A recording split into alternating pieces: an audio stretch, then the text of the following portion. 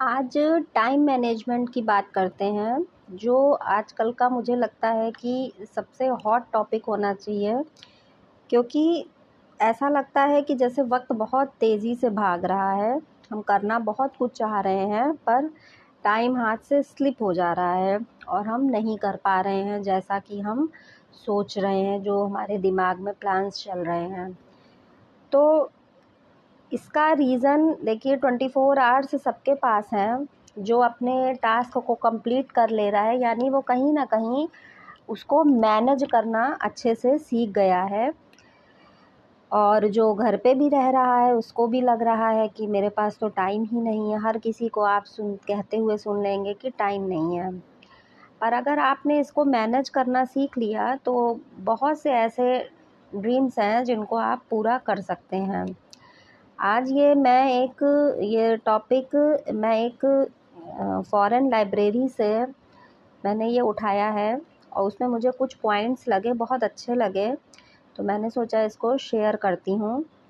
और ये सच है कि छोटी छोटी चीज़ों पे अगर हम फोकस करने लगें और छोटा छोटा टाइम बचाने लगें, तो हमारे पास एंड ऑफ द डे बड़ा टाइम बच जाता है।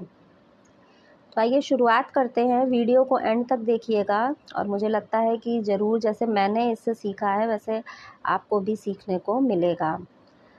तो सबसे पहले जो इसमें बात बताई गई थी कि प्लान योर डे, अपने डे को प्लान ज़रूर करना चाहिए। जैसे आप 1 डे बिफोर कर लीजिए, रात में सोने से पहले आपके दिमाग में एक रूटीन होना चाहिए, एक मोटा मोटा सा रफ़ आइडिया होना चाहिए, रफ़ प्लान होना चाहिए कि कल आपको क्या करना है। जैसे मान लीजिए आपको घर से निकलना है, तो अगर आपके दिमाग में ये है कि मुझे कल क्या ड्रेस पहननी है, उसके लिए आप रात में प्रिपरेशन कर लें, तो सुबह आपका बहुत इजी हो जाता है। जो हैफ़ज़र्ड में जल्दी जल्दी होता है, क्या पहने, प्रेस नहीं है, इन सब चीज़ों से, बहुत सी चीज़ों से हम बच सकते हैं। अगर एक दिमाग में माइंडसेट रहे कि ये पहनना है, यहाँ जाना है, ये करना है, एक रफ़ आइडिया आपके पास में हो, या आप घर पे रहते हैं तो भी आपके पास में एक टाइम शेड्यूल होना चाहिए कि कल मुझे ये मैटर्स निपटाने हैं। तो ये प्लान करना बहुत ही ज़रूरी। कहते हैं ना कि कोई भी वॉर जीत लिया जाता है अगर वो वेल प्लान्ड हो। दूसरा इसमें लिखा था कि स्टॉप मल्टीटास्किंग। मल्टीटास्क को इसमें अवॉइड करने के लिए कहा गया है कि बहुत सारे काम हमको एक दिन के लिए नहीं रखने चाहिए। इससे क्या होता है, हमारे कुछ काम छूट जाते हैं, फिर हमको इरिटेशन होती है, गुस्सा आता है, और एंड ऑफ द डे हम परेशान हो जाते हैं, और हमें लगता है कि हम अपना शेड्यूल फॉलो नहीं कर पाए, और डीमोटिवेशन आने लगता है। इसलिए इतना ही रखिए जितना आपको लगता है कि इजी वे में मैनेज किया जा सकता है। और एक सबसे बड़ा जो आजकल डिस्ट्रैक्शन हो गया है हम हर चीज़ से, कि व्हाट्सएप, अगर आपने मोबाइल हाथ में उठा लिया तो आपके 20-25 मिनट कहाँ चले गए ये आप सोच भी नहीं सकते। रील्स देखने लगे, यूट्यूब देखने लगे। तो इसका एक टाइम शेड्यूल फॉलो करने के लिए कहा है कि आपको अपने ईमेल्स चेक करने, व्हाट्सएप चेक करने, एक टाइम आप बना लीजिए। ये नहीं कि दिन भर आप उस पर देख रहे हैं, दिन भर चेक कर रहे हैं, जो हम लोगों की आदत बन गई है।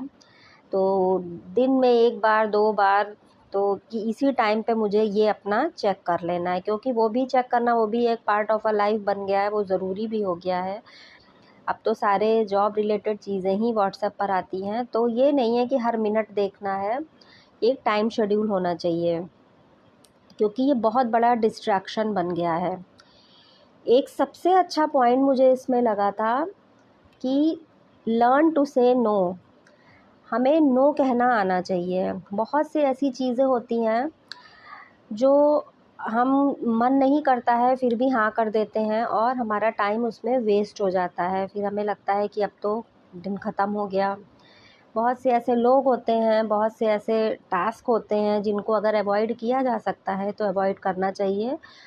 तो नो कहने की आदत, अब कहाँ नो कहना है, कहाँ नहीं कहना है, ये बहुत खूबसूरती से इसको बोलना चाहिए, डिज़ाइंड होना चाहिए, जिससे सामने वाले को, सुनने वाले को बुरा ना लगे और आपका काम भी अफेक्टेड ना हो।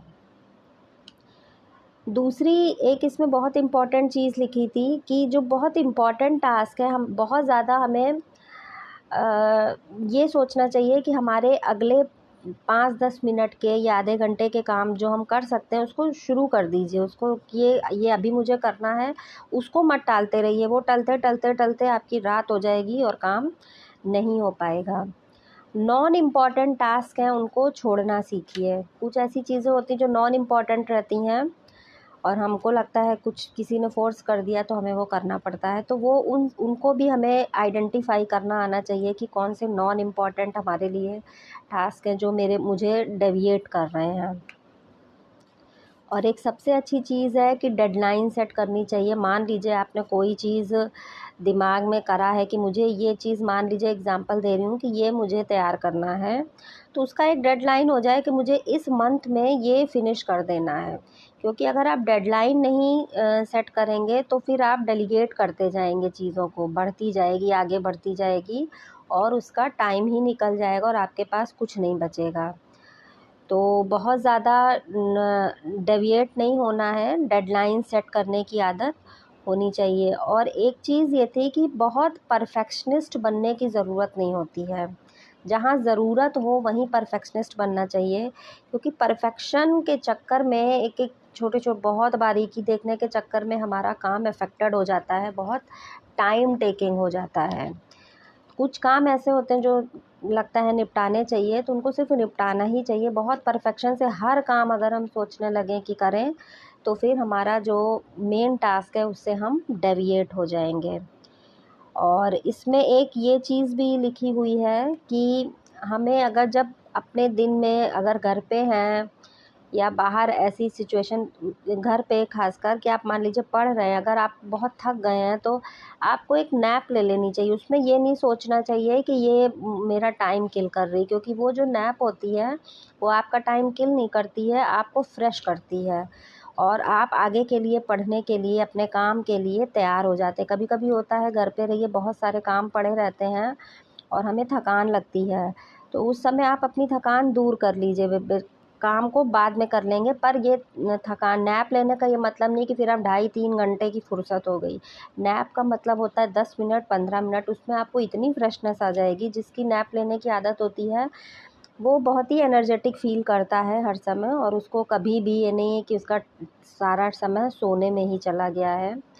तो अगर आपके घर में बच्चे हैं, नैप लेने के लिए बोलते हैं, ऐसा लगता है कि, तो ये मत कहिए कि तुम तो बार बार सो ही जाते हो, वो उसमें फ्रेश हो रहा है। अगर वो सिर्फ 10 से 15 मिनट ले रहा है, 20 मिनट ले रहा है, और ये बहुत ही एनर्जेटिक होता है। एक मैंने कहानी भी सुनी थी कि एक लकड़हारा था, वो हर पेड़ काट रहा था तो हर 1-1.5 घंटे बाद वो उठ जाता था और कमरे में जाता था, फिर थोड़ी देर बाद आके लकड़ी और तेज़ी से काटने लगा। और जो एक सुबह से काट रहा था, उठा नहीं, वो कम काट पाया, और जो बार बार उठ रहा था वो ज़्यादा काट पाया। तो उसके मालिक ने पूछा कि ये कैसे पॉसिबल है, वो तो सुबह कंटिन्यूअस काम कर रहा है।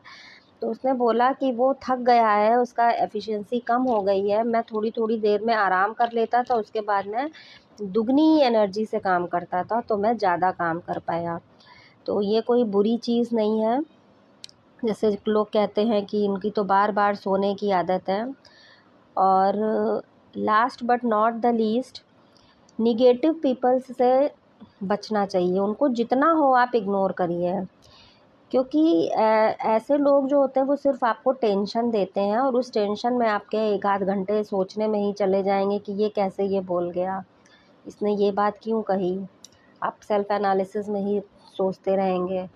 तो ये मेरी हमेशा से ही सलाह रहती है कि जो निगेटिव बोलता हो, सोचता हो, कहता हो, उससे तो एकदम डिस्टेंस बना लेनी चाहिए, क्योंकि उसका एक शब्द भी आपको जो है, आपके पीस ऑफ माइंड को हर्ट करता है। उसका आप उसको किस लेवल तक सोच ले जाते हैं, किस लेवल तक आप परेशान हो जाएंगे, उसके लिए जस्ट एक मजाक हो जाता है। तो निगेटिव पीपल से बचना चाहिए और डू व्हाटएवर यू लव। तो ये कुछ टिप्स हैं जिनको मुझे लगता है, मैंने पढ़ा तो मुझे बहुत अच्छा लगा, तो मैंने सोचा आपके साथ शेयर करूं। कैसा लगा बताइएगा। धन्यवाद।